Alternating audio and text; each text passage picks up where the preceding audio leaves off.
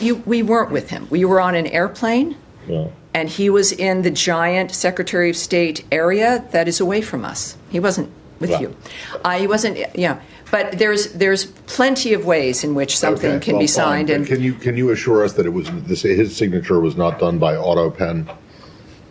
I've never known him to do that. Okay. But what I can tell you is that it was signed. Okay. It was signed. Yes, sir. All right. This is like the Matt Lee show. Well, no. Yes, it's Daphne. not trying to, and Daphne, we can yes or no question. Are we staying in the same region? Do you have anything? Can you tell us anything about Pete Morocco and his move from USAID? Well, Pete Morocco is returning to the State Department full-time as the Director of Foreign Assistance, an indispensable role in aligning all U.S. government foreign assistance with the President's priorities. So he is returning to that job, and you will, I'm sure, no doubt, be hearing from him in a variety of different ways. Okay. All right, now Daphne and Matt, that's it. Daphne, let's go. No, excuse me. Three questions. Fine. Daphne. Thank you. So the White House has said that it has moved beyond the U.S.-Ukraine minerals deal. Has that already been agreed to and signed? Well, what I know is, and you've noted their comment, is that at this point we're dealing with a whole host of things. That is not something that is being addressed at this moment, so I can't say what the disposition is, but I would just refer you to how they commented on it. And could I just follow up on what you said about negotiations continuing in Saudi Arabia? Yeah. Who will be representing the U.S. in these talks between the technical teams with Russia? Well, it'll be senior staff. That's all I can tell you. So it will not be principals. It'll be senior staff addressing technical frameworks. And, of course, the timing is important. It'll be in the coming days. So when they said it would be quickly, as President Trump requested, it's happening quickly. And we'll see some results of that, I think, very soon. Yes. Just to follow up on that, Tammy, these technical talks, are they bilateral, trilateral? What is the format here? Are all of the parties going to be in one room? I think that's probably still being discussed or arranged, and so I can't really speak about the nature of the specifics of the arrangement, but it's enough to be able to work on, technically draw up and deal with the nature of what was agreed upon in the call between the two presidents, and there'll be people there who will be able to do that.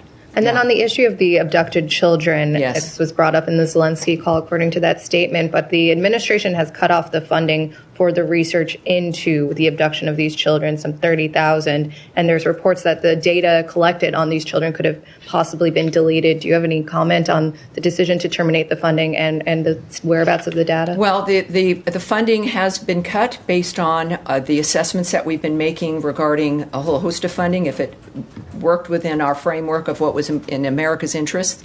What I can tell you, though, is also that the conspiracy theory or the fear or whatever it was about data being deleted is untrue.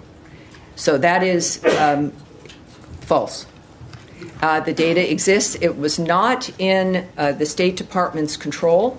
It was the people running that framework, but we know who is running the data and the website, and we know fully that the data exists, and it's not been deleted, and it's not missing. So that's the good news. Why is it yes, not in Michael. America's interest to track? Yeah, I'm sorry, Michael.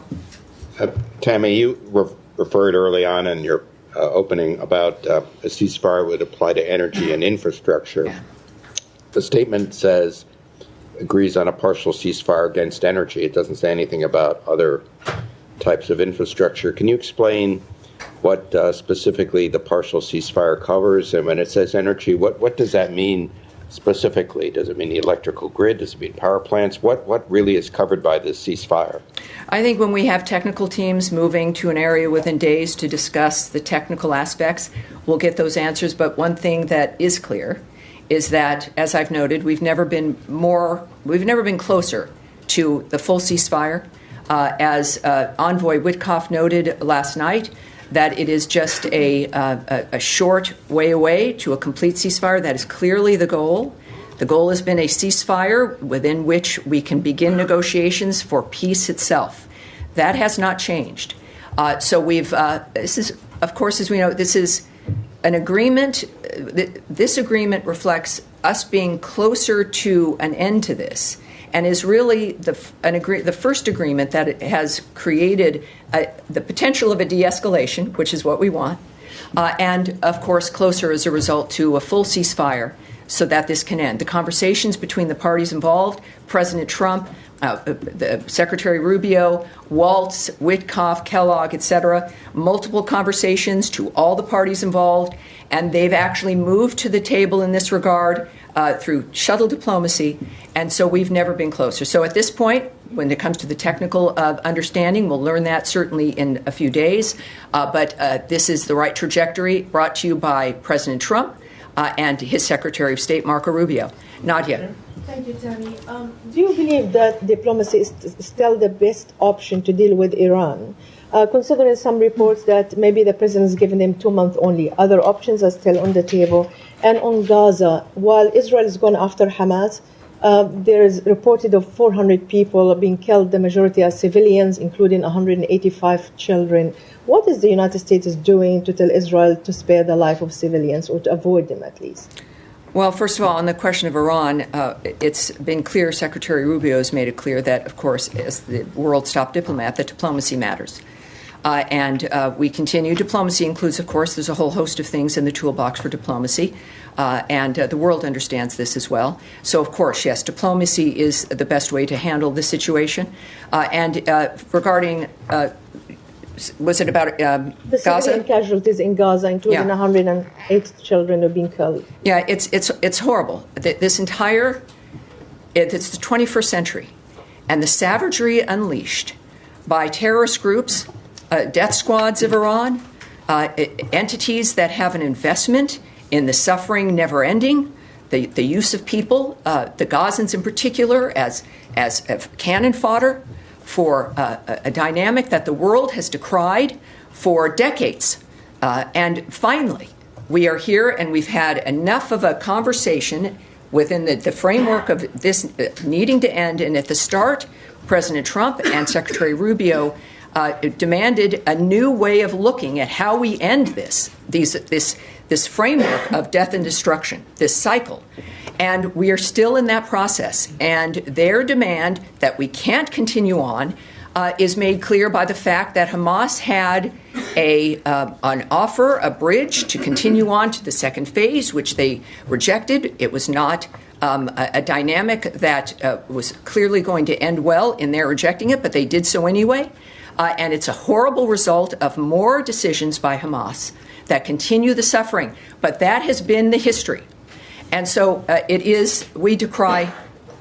we not only decry the loss of life and the impact on children around the world, but enough to where President Trump has one term, and his focus has clearly been peace on this planet in every single fashion. And it will essentially be able to work because he's known to get results, he's known to be serious, and we're seeing it move forward. So it's a shame that Hamas has allowed this to occur, but look nowhere else other than the people who have facilitated this suffering from the beginning. The Trump administration, Secretary Rubio, the Department of State of this country are determined and are the ones working to make sure that this stops. And certainly the region understands that this is a real opportunity finally to change what's been happening in the world. Yes, sir. Tammy, can I? Yes, staying in this region, please. I was just wondering if Secretary Rubio had any conversations since the strikes with his Israeli counterparts. And, are you trying to ensure that when Israel does these strikes using U.S. weapons that they're, targeting, being as careful as possible in their targeting? I can tell you that, of course, our teams, they're constantly in touch. There has been no phone call arranged yet, direct phone call between Secretary Rubio and Israeli counterparts or Israeli leadership. But, of course, this is not a situation where if it's out of the news, the teams working to change the environment stop and leave an office or stop and just do something else. So this is a constant, as you might imagine, a constant effort on every element of foreign policy, certainly when it comes to war, ceasefires, ending conflict. So they're constantly working, and certainly we always, we want peace. And we're working for this because we deplore the loss of life, as do the Israelis. These are things that are happening that none of us want to continue, and so it's difficult. But those conversations are ongoing, and of course we stand with Israel in every circumstance. They are our ally, and we continue to work to make sure that this conflict that we're able to stop it. Yes, Saeed, please. Thank you, Tammy. I mean, just to follow up on Nadia's question, there were 180 Palestinian children that were killed and so on. And my question to you that, Israel has used like 100 fighter jets supplied by the United States of America. There's absolutely no ground-to-air defenses in Gaza, so there was no response whatsoever. And that, hence the quest for restraint and so on, that the U.S. probably should ask Israel. On the issue, the humanitarian issue, it's not only the bombing. I mean, there was a humanitarian catastrophe to begin with the holding of the aid and so on, and now we have this situation. Is the United States concerned that there is a looming catastrophe, probably of apocalyptic nature coming through? The actions of the world against what's happening make it clear that we are going to get this to be stopped.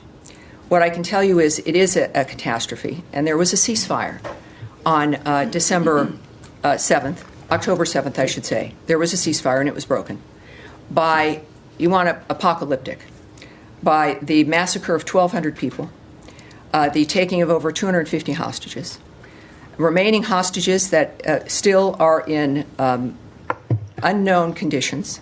Certainly, Idan Alexander deserves to be free, and he still is not. So when we think about why we're in this situation, let us not forget. We talk about never forgetting certain things that happen, and it's important to keep reminding people of the things what sparked this, the obscenity of October 7th, the obscenity of this wholesale massacre that was videotaped, involving the slaughter of children, of babies, of women being raped as then they're murdered while they're being raped in front of some things are so difficult we choose to not think about them or hold them in our consciousness because we can't. But in this situation, it is a mistake to look at dynamics within a section of what has occurred and remember the history of what has led us here and the extraordinary surprise at the American approach, the Trump approach, to try something new because this can't continue. As a civilized world, it can't continue. So yes, we decry everything that is going on, which is why we're doing what we're doing now. A quick follow-up. All right. Yes, sir. I just want to follow up there on the material point about, the State Department is bound by the Leahy laws and other laws of the United States when it supplies weapons to its ally Israel. The point has been made that over half of these casualties, or those killed, were women and children. So is there a process underway in this building to assess if those actions using American weapons were compliant with international law? Well, what we do, we work and apply international law. We apply certainly our applicable U.S. laws, I should say. And that is something, of course, that we are committed to. That's what we ask of others to do, and that's what we're doing. Yeah. Yes, ma'am. It's okay if I shift regions. I'm sorry? Can I shift away? Are we going to shift regions? You have a few more questions here. I will come right back to you. There. Yes, sir. Thanks, Tammy. A couple of questions. Number one, on the Israel-Hamas unraveling of the ceasefire. I understand the U.S.'s position. What about the actual plan? The first time around, there was an immense political investment made in garnering a ceasefire. Is the U.S. planning through the State Department again to invest that much political capital in getting a ceasefire back in place? And if so, is the route the first time to pressure Prime Minister Netanyahu? Is it now to pressure Qatar to lean on Hamas? What is the plan of action here? Well, first, I'm not going to discuss negotiations or diplomatic conversations or plans that might be emerging or not. What we do know, and I think has been very public, is the fact that President Trump is not just wanting a peaceful day or a peaceful week. Secretary Rubio is not flying around to speak with his counterparts, to handle summits and speaking with the parties involved so that we can have a peaceful fortnight. This is over. It is over. The people, all of us are subjected, certainly not as much as the people on the ground in the Middle East. But the world has to be done with this situation. So the commitment, we would, with the nature of what President Trump has already been able to create in his first term, in his personal life, the nature of the commitment of Secretary Rubio, that we have got an understanding of what, enough of a history of knowing what has happened, that we know it has to be handled differently. The region understands this, and the Trump administration we have this window of this administration to change the trajectory of what has been decades and decades, coming up on 100 years of carnage that is now unacceptable. So if it's going to be done, everything that is necessary to get it done will be delivered by President Trump. One other question for you. Yes, ma'am. Thank you, Tammy. I have two questions, and Russia, North Korea, and South Korea. First question, South Korea. It was revealed that the former Biden administration classified South Korea as a sensitive country in the Department of Energy in January 2025. What is the specific reason for classifying South Korea as a sensitive country, and what is the Trump administration's stance on allies? And all right, so let me answer that. Is that, in fact, I have to refer you to the Department of Energy. All right, okay. So that's the Department of Energy designation. Okay. And also, obviously, I'll reiterate, is that the United States greatly values the close relationship we have with the Republic of Korea on scientific research collaboration, and we look forward to continued robust cooperation. So that's my answer there, and I promised you I would come to you. Can I have one more Russian deputy? Do you want to cede? Yeah. All right. Yeah, thank you. Maybe I ask and then you go back. All right, let's do that. All right, go ahead. I'll be back with you. Sure. Since we're on the region anyway. Yes, ma'am. I want to ask about the case of this missing spring breaker in the Dominican Republic who's feared to have drowned. Authorities in the country have effectively detained an American college student who's a witness in the case by withholding his passport. Is the State Department working to bring him home? Well, you're talking about Joshua Ribe, if I'm saying his last name right, yes. So we, and I say this often, and we'll probably be saying it a lot more, is that there is no higher priority than the safety and security of U.S. citizens who are overseas. That matters to us. We're aware of the situation, certainly, and we take seriously our commitment to assist U.S. citizens abroad. It is a situation where I can't discuss certainly specifics, but we know that the U.S. Embassy is in communication with him and his family and his lawyer, and we are providing consular assistance as well. So that's where I have to set it, and I hope that answers the question. Is that right? All right. We'll go back here. Thank you again. So about Russia, yes? Yes, Russian Deputy Foreign Minister Rudenko visited North Korea last weekend and discussed the war in Ukraine with North Korean Kim Jong-un. How does the Trump administration concerns about the military cooperation between Russia and North Korea? But the Russians, they still want to remain the North Korean troops in Russia, Moscow. Thank you. Right, so asking about the nature of our reaction to Russia and North Korea and their alliance, essentially. So we know, of course, that's a perfect example of how third countries, like the DPRK, have perpetuated this war. So this is a dynamic that other countries are involved in, and certainly very specifically the DPRK.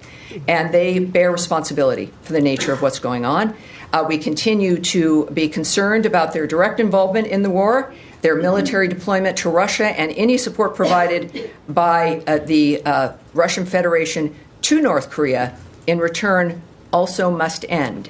So they're realizing the situation is changing, and that's good news. But we certainly, I think it's been made very clear the difference. Thank you. Yes, ma'am. Thank you. Following up on the Ukrainian children and the grant that you confirmed has been terminated to the research initiative at Yale University. Does the Trump administration and the State Department believe that it is in the interest of the United States and the American people to support initiatives like that one that has been gathering evidence on Moscow's abduction of Ukrainian children? And you mentioned that Trump had spoken to Zelensky about this, and he had said he would work closely with both parties to make sure that those Ukrainian children are returned home.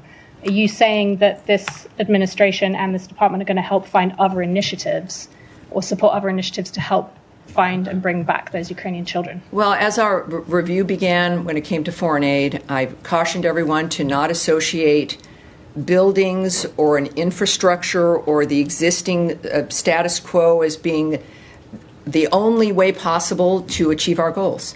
And that includes foreign aid. We were, of course, reminded that while certain things were being cut, it didn't mean we were stepping away from foreign aid. It's about stepping away from abuse and a waste of money and an infrastructure and a bureaucracy that ends up taking the finances that exist, and us needing to have finally an even playing field to determine what's been working, what isn't working, how to start again without an infrastructure that's going to take a majority of the funding in order to breathe life into itself, so that we can actually spend money and do work that gets directly to the heart of the matter and saves people's lives, gets them life-saving assistance that is aligned, as those things are, with the American point of view. Are you and saying the that American was abusing funds? Well, I know that it was cut, and it was cut and the things that have been cut were not assessed to be within the framework of what mattered to this administration on the issue of making America safe and secure or more prosperous, but also it's an issue about waste and abuse.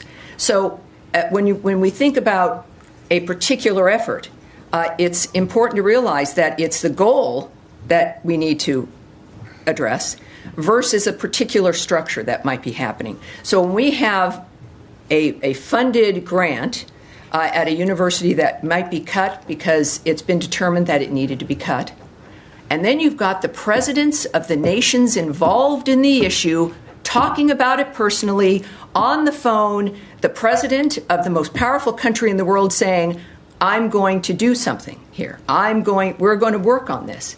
I think that's a pretty good, clear indication that we can still work on issues that matter and make them happen without it being in a certain structure that has existed. So I think that's pretty clear. It was very important for President Trump's comments to President Zelensky on that matter. Yes, sure. Sean. Can I go back to the issue of cuts in U.S. government-funded media? Sure. Radio Marti, the Secretary has long been supportive of that. It's broadcasting into Cuba. Does the Secretary support the elimination of Radio Marti? I have not spoken to him about the specifics of the nature of these particular programs. But what I said on Monday, is I'll repeat here, is that the American sensibility we value and have talked about, and it matters to us, the issue of people's voices being heard, the issue of freedom of speech, freedom of expression, and the ability. I think the desire and the ability to do that is always a priority when it comes to how we spread the word of democracy and want to improve the quality of people's lives. How that happens might change over time. And I think that's, again, bringing us back to the fact that we've gotten used to a certain infrastructure, but how we apply the values that we hold may change. And so I will ask him, we'll take that back as a specific question for the Secretary. That is something that I think is important, and I'll find out for you. But what I do know is that his number one priority is to make sure this nation is safe financially, that Americans are safe, that we are secure within this world, and that's going to be part of, I think, the transition that happens. Yes, sir. Going back to Ukraine talks, if I may. The Secretary last week met with his Ukrainian colleagues, and he discussed full ceasefire deal. And he gave a press conference, the latest one I think was in Canada, where he said that, when we're going to talk to Russian leadership, we will know if they say no, I'm going to quote the Secretary, it will tell us a lot about their goals and what their goals are and what their mindset is. There are concerns that, with current achievement you have, Russia might be using these negotiations to accelerate victory, to weaken Ukraine, to strengthen itself. Energy, infrastructure deal or ceasefire will help Russia more than Ukraine. Because right now winter's over. There's lots of conversations that we have that are suppositions and what we imagine because of our own experience and what we think may or may not happen. But there's something very specific happening right now. Conversations between the top leaders, conversations between all the parties involved, measures so that people will be meeting in the coming days to get to specifics. No one's waiting for the next week to maybe have another call, to maybe figure out something, maybe you'll show up. These are specific actions that are being taken immediately. So we've been in this really fast environment where everything's happening fast. The good news is, so is peace. We've never been closer. So there's all kinds of reasons that might be informing President Putin's reasoning. I don't know, and I'm not going to guess at what those are. What I do know is what President Trump is doing, the hard and fast framework of what we expect in the next few days in Saudi Arabia, the people who are committed to this, and that everyone now is at a table to get this to the same goal. Thank you. If I may. All right. Daphne. Just a question on Turkey. President Erdogan's main political rival has been detained on charges of corruption and aiding a terrorist group. What's the U.S. stance on this? Do you have any concerns? Well, we would encourage Turkey to respect human rights, to handle its own internal framework appropriately. We're not going to comment on the decision-making, the internal decision-making of another country, but except to remind them that we expect them to behave in a manner that respects the rights of all of its citizens. And I think that's pretty obvious, but it's good to repeat. Yes, sir. Standing. Yes, sir. Thank you very much. Tammy. In Pakistan, the most popular leader, Imran Khan, has been in jail now for last. Could you introduce yourself too? First time seeing you. Jaleel. Nice to meet you, sir. Thank you, Tammy. In Pakistan, the most popular leader with the majority number of seats in the parliament, Imran Khan, and the biggest charity collector as well, has been languishing in jail since last 2 years. And in 2 years, everything in the country, whether it is the democracy, whether it is the women's rights, everything has been shattered since last 2 years. President Trump was talking a lot about Pakistan before the elections, and thousands of his new voters in the U.S. and millions of Pakistanis are expecting him to take some sort of action with regard to that country. Do you have anything in mind or have heard anything the president said? Well, what I can tell you, as I've just noted about Turkey, is I'm not going to comment on the internal frameworks of another country. I do know that, what's it been, 8 weeks? President Trump's been here 8 weeks? Yes. And it's a lot's going on, right? Regarding his intentions and actions, you can reach out to the White House. But I do think that President Trump has made it clear that, as has Secretary Rubio, that we care about the planet, we care about our neighbors, we care about what's happening on the globe, and that's been evidenced by our actions. So, thank you, sir. Yes. All right, now go with you. I've been skipping around you here, and there's no reason for that. Switching to deportations, if I may, a couple questions. One, has there been any direct exchanges with Venezuela since last Saturday regarding the deportation flights that you mentioned before, the ones that are supposed to take Venezuelans directly back to Venezuela? And also, I'd like to know if there's any details that can be shared regarding an agreement with El Salvador in regards of El Salvador incarcerating members of Tren de Aragua organization. Thanks. Well, I think we know of one request that El Salvador had, which is they wanted 2 of the worst MS-13 members deported back to them. And we said, okay. So they got those 2 MS-13 gang members. What we also know when it comes to El Salvador is they've dedicated they're dedicated to working with partners to end the crisis of illegal immigration, is committed to accept certain individuals removed from the United States, including the TDA members. And they also, besides the MS-13 members, they also requested 21 of its most wanted gang members who are El Salvadoran to go back as well. So we accommodated that also. And we plan to work with Congress to provide assistance to support El Salvador's correction system, which seems fair. And on Venezuela, you're asking if there's been any more. Well, I think the message I mentioned at the top of this briefing was that they've got to start doing it, or there's going to be serious problems. There's going to be sanctions, and we will be reacting. So they've been told they've got to. At this point, I don't believe any more certainly has moved, and certainly some of this we're looking at the judge's order, etc. But what we do know is that deportation flights will continue to other countries and other regions. All right. Oh, yes, please. Yes, Nick. On Friday, Special Envoy Grinnell announced that Venezuela had agreed to accept the repatriation flights. Well, that's nice. It's nice to say so, and right. and doing it will be an important gesture. But have they signaled that they're reneging on that agreement that's been announced, or? Well, again, I'll refer you to the Secretary's tweet, which I think speaks for itself. It was very strong. President Trump said also that Maduro has not been taking Venezuelan deportees back fast enough. And this is not something that will be negotiated. Also, nor does it merit any reward of any sort.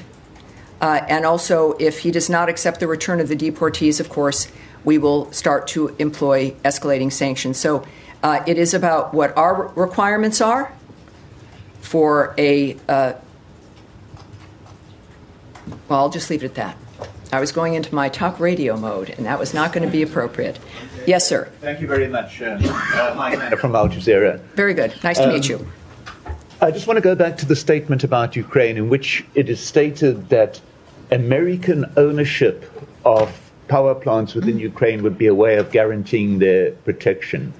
Is we talking about physical ownership, taking over ownership of the plants from the Ukrainian authorities? Well, again, that comes from President Trump, who is one of the best businessmen we think has ever been around, and he knows how to make deals. And there's a serious consideration, in fact, that if you have an American-owned entity via a company, perhaps not certainly the government necessarily, that creates, I think the presumption is that it creates a deterrent to strike, that you have also an economic partnership that increases the economic viability of a nation, the general, certainly infrastructure stability of a nation.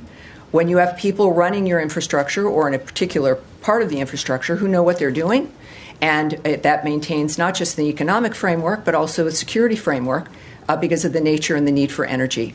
It also is, I think it is, and I don't want to presume what President Trump was considering, but just as a regular person, you'd realize that it is probably somewhat beneficial to have an economic relationship with a nation that has a history of being able to protect itself and protect its friends, and makes it a little bit more difficult to attack you because of what the results might be. All right. On the release document? Yes, sir. Ahmed Hazim, Jazeera Arabic. Just want to go back to Gaza. I don't think that I got some of your answer there.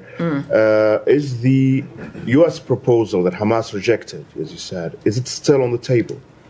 And are you still pushing for another kind of a deal that to end this new escalation now and get us back to the track to negotiation for the second phase of the original ceasefire agreement?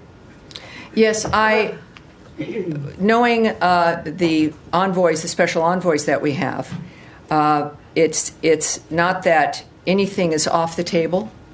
It is about adhering to what the bridge would be, what would have been. and that is something that can still happen.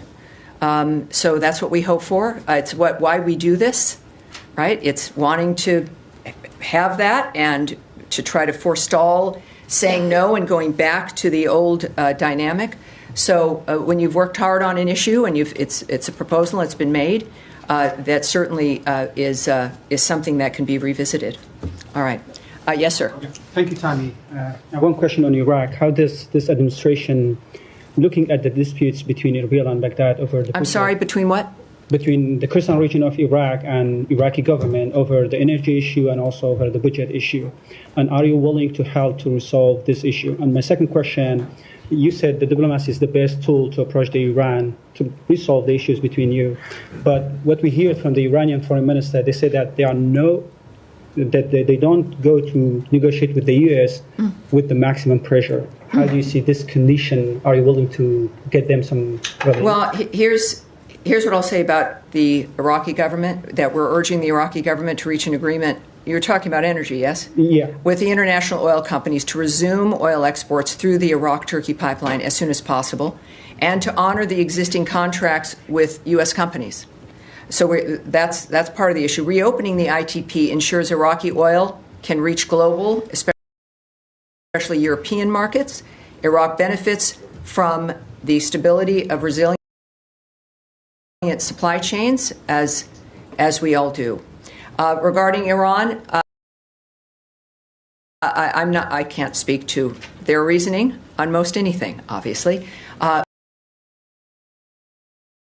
But it's President Trump has an approach that he is committed to because he wants a result, and we are seeing some of those results. The Houthis are seeing the results of what we are committed to do to make sure that things change in this planet, and I have no doubt Iran has noticed that. Yes, ma'am. Yes, there are reports in the Lebanese media that I'm sorry, in which media? Lebanese media. Lebanese media, yes. Yes, that Morgan Ortagus had calls with the Speaker and the Prime Minister, pressuring, I'm quoting here, pressuring them to start negotiations, political negotiations with the Israeli beyond the ceasefire. Is this accurate? Are you trying to start negotiations? Well, so you're asking a question about something that you saw in media that may or may not have happened, and so is a hypothetical, and that I should speculate. I can't do that. We're going to move on. Yes, ma'am, in the back, right there, with glasses. Yes, ma'am. I want to move to the Red Sea, please, and talk about the Red Sea. I'd say stay right here, but yes, go ahead. The commercial activity there obviously very disrupted. Is the United States working with partners like Great Britain, Egypt, and Saudi Arabia to solve the problem with Houthi attacks in the Red Sea, or is that just a U.S. Attack right now? I need to go back and check, because I was going to presume here, and I need to go back and check and see regarding what other elements might be involved. But let's make sure we get that to her, should we? All right, good. Can I also ask that on Ukraine, with the power plants in Zaporizhzhia, Mykolaiv, and Kursk, if there's any move to have some observers come and look, because those have been at least on generators, some of them for 3 years. Well, I'm sure that when we're just what Saudi Arabia will have with this meeting of technical individuals, that's even a point after a ceasefire has been achieved, right? When you have observers, right? That is not. None of that is going to be discussed. Nothing with either Russia or Ukraine can be discussed regarding that until we have a ceasefire, to where then we can move to talk about the specifics of how to implement the security as we move forward. So we will. There are people that are in place to observe. All right. We do one more. Yeah, and I'm sorry? On Bangladesh? Bangladesh. All right, yes. Thank you so much. And Tammy, congratulations. This is your third time, but this is my first time here. Thank you so much. All right, good. So I'm not the newbie then. Okay. Good. U.S. Intelligence Chief Ms. Tulsi Gabbard has warned about Bangladesh, that growing threat of Islamist extremism and effort to establish an Islamic caliphate. While she didn't directly accuse the interim government led by Muhammad Yunus, but Muhammad Yunus has vehemently denied this concern, calling them untrue. However, just yesterday, a large pro-Caliphate rally took place in Dhaka University. If you let me, this is the picture here, raising serious concern about the situation. Given the U.S. government ongoing concern, U.S. considering taking serious action such as sanction against U.S. government. And second part, lawlessness. May I address this? In general, may I address this, sir? And Thank you. 8 years. I think we're looking for a response, and I'm going to give you one. Please. We condemn any instances of violence or intolerance directed toward members of minority communities in any country and have welcomed measures taken by Bangladesh's interim government to ensure safety and security for all in Bangladesh. That's what we're watching. That's what we expect. And that will be what continues. Thank you, everyone. We've got a very busy day in front of us. Thank you, everyone. Thank you so much. Thanks for being here. We will do it. I know there might be more things to talk about on Friday. Thank you, everyone. Have a great day.